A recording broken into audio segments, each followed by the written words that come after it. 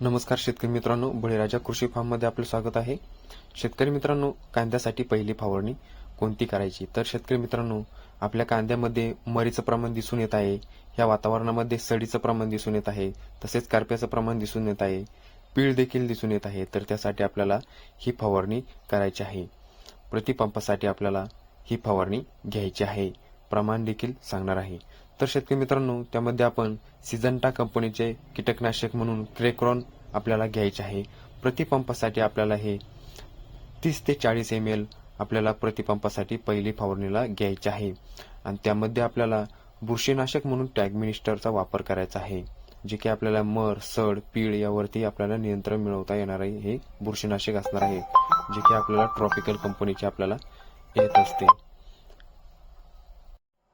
अगदी 100% रिझल्ट देणारे हे बुरशीनाशक असणार आहे शेतकरी मित्रांनो।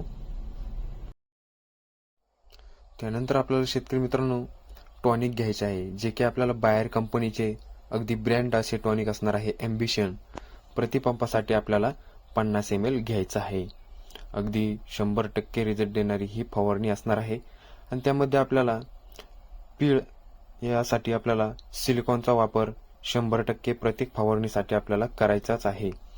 बाजारामध्ये अनेक कंपन्यांचे सिलिकॉन आपल्याला उपलब्ध आहे, तर त्यापैकी कोणतेही एक आपल्याला सिलिकॉन वापरायचे आहे। प्रतिपंपासाठी 40 ते 50 ग्रॅम आपल्याला सिलिकॉन वापरायचे आहे। आणि त्यामध्ये आपल्याला प्रतिपंपासाठी स्टिकरचा वापर 5 ml आपल्याला करायचाच आहे, जे की आपल्याला रिझल्ट भेटण्यासाठी अगदी 100% रिझल्ट भेटणार आहे। स्वस्तात मस्त